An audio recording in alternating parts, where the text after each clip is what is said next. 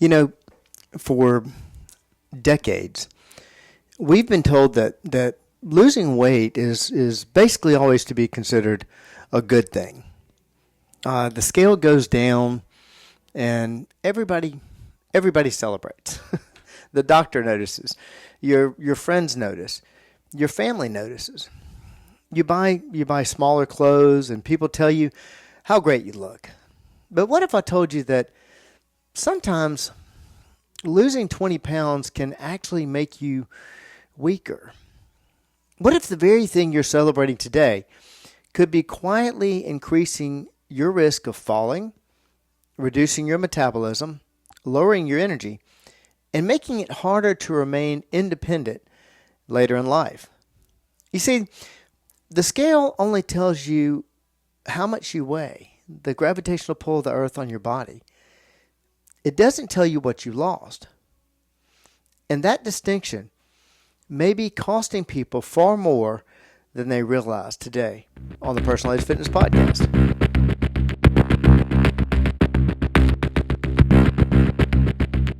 Welcome to the Personal Edge Fitness Podcast. I'm Garrett Williamson, president of Personal Edge Fitness. As always, if you have any questions about today's shows, suggestions for future topics, or would like information about any of our programs, we'd love to hear from you. You can reach us here on the podcast line at area code 251-278-3343. That's 251-278-EDGE. You can also email me directly, Garrett, Garrett, just like Levi Garrett, Garrett at personaledgefitness.com. You can also find us on Facebook at Personal Edge Fitness, our website, personaledgefitness.com. Follow us on X at Team PE. Now, today we're talking about something that has become one of the biggest conversations in health and fitness, especially with the absolute explosion of the GLP-1 medications, the weight loss programs, and the increasing focus on the number on the scale. We're talking about what I call the muscle loss tax. And it starts with a very simple question. If you lost 20 pounds, what exactly did you lose? Now, here's the myth. Most people assume if the scale goes down, health automatically goes up. But that's not always true. Imagine walking into your financial advisor's office and proudly announcing that you've lost $50,000. His first question, or his first statement, wouldn't be congratulations. His first question would be, lost what? Did you pay off debt? That would be good. Or did you lose part of your retirement account? That answer matters. Well, the same thing happens with weight loss. The scale doesn't know the difference between losing fat, muscle, bone, or water. Unfortunately, many people don't know the difference either. It's amazing how much we focus on that one number. And that's where the problems begin. One of the greatest misconceptions in fitness is that muscle is primarily cosmetic. People think muscle exists so we can fill out a t-shirt or look better at the beach. Trust me, vanity's my favorite sin. I can understand that. But that's like saying the engine exists to make a car look prettier. Muscle is your movement system. It's your metabolic engine. It's your blood sugar regulator. It's your balance protector. It also happens to be your shock absorbers, protecting the joints. It is your independent insurance policy for maintaining your independence. In fact, one of the things we consistently see in research is that individuals with greater muscle mass and strength tend to remain more functional, more independent, and more resilient as time passes on the calendar, which means they end up having more years. Notice I didn't say younger. I said more capable. That's an important distinction.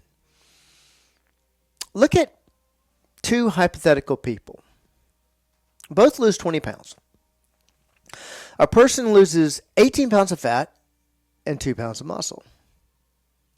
Person B loses 10 pounds of fat and 10 pounds of muscle. The scale celebrates both equally. The body does not. One person became healthier. The other simply became lighter. And those are not the same thing. And typically, person B, the person who lost 10 pounds of fat and 10 pounds of muscle, that's when you get that sickly look. Yeah, they lost weight, but they look kind of gaunt, kind of sickly. At Personal Age Fitness, we've seen this many times over the years. Someone walks in excited because they've lost weight. And I'm excited for them. Then we start looking deeper. We start asking, how's your energy? How's your strength? How's your balance? How's your endurance? How is that affecting your daily activities? Because capability is the goal. The scale is simply one measurement. Let's talk about the GLP-1. And it's kind of the elephant in the room. Now, looking at GLP-1 medications, this is what we used to call them in general. You know them as Ozempic, Wegovy, Mounjaro, Zepbound, Tirzepatide. There's tons of them. These medications they've changed lives, and you've heard me talk about this on the podcast before. I'm actually a fan. I'm not opposed to it by any means, but we have to understand what they actually are. I've seen people lose substantial amounts of weight. I've seen blood sugars improve. I've seen people regain confidence and mobility. But there's an important conversation emerging. This is what we're seeing so many people come to PE for. Some people are losing muscle along with the fat. In fact, the majority of people that we see that go on GLP-1 are losing muscle along with the fat. Again, I'm not against it by any means. I'm not against using this as a wonderful tool. This is not a criticism of the medication. A hammer isn't good or bad. It depends on how it's used. The question isn't whether the medication works. The question is whether you're protecting the muscle while you're losing the weight. And in this case, while you're losing the fat. That's what you're really interested in. Because if you're not, you may be paying what we call a muscle loss tax. Now, before we continue, if you have any questions about today's topic and would like to suggest a future show, would like information about Personal Age Fitness, we'd love to hear from you. Give us a call at area code 251-278-3343. That's 251-278-EDGE. Find us on Facebook, Personal Age Fitness, personalagefitness.com, our website. Follow us on X at Team PE. And never hesitate to reach out to me. A lot of people have done this. Personally, reach out to me through email, garrett@personalagefitness.com. And be on the lookout, you knew this was coming, from my upcoming book, The Lie of Age, where we take a much deeper look at why ability is determined by fitness, nutrition, lifestyle, and mindset, and has absolutely nothing to do, not related in any way, shape, or form, by the date on your driver's license. Now, let's get back to this muscle loss tax and why seniors should pay attention. If there's one group that should pay particular attention to this, is older adults. When a 30-year-old loses muscle, they often have years or even decades to rebuild it. Again, it has nothing to do with their number at the time. It's just that they seem to have many years to rebuild it. When an 80-year-old loses muscle, the consequences can be much greater. Now, standing up by that time in their lifestyle, not because of the number on their calendar, but because the changes in their lifestyle, they've done less activity, they've affected their nutrition, what have you, and therefore most likely they've had muscle loss even before they started the weight loss. But now, standing up becomes harder. Not just energy level, but standing up becomes harder. Stairs become harder. Balance becomes harder. Falls become more likely. And it's mainly because they had some muscle loss prior to starting the weight loss program where they lost more muscle. Your goal isn't to weigh what you weighed in high school. There's no bearing on this. Your goal is to maintain the abilities that allow you to enjoy life. Those are two completely different objectives.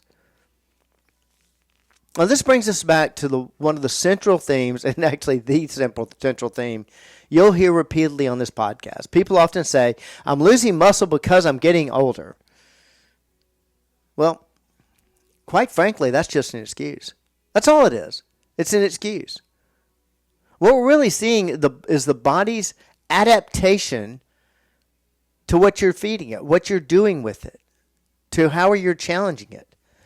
When you do less movement, that produces a situation where you can't do as much movement. When you do less strength training, then you get into a certain situation where you can't get stronger. Less activity, less protein, less expectation. The body adapts. And you heard me talk about this in another podcast. It adapts to what you do to it. The question is, what are you asking it to adapt to?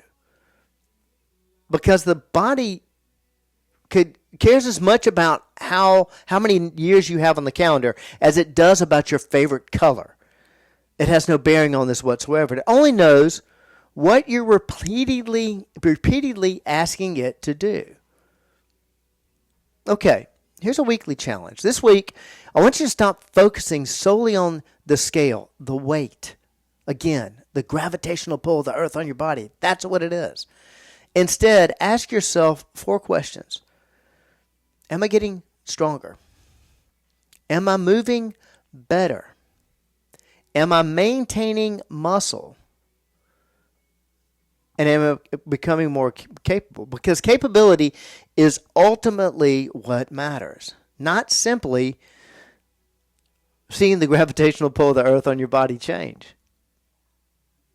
Today, we discuss why losing weight and becoming healthier are not always the same thing, why preserving muscle may be one of the most important investments you'll ever make, and why the body responds more to challenge than it does to birthdays. The goal isn't simply to lose pounds.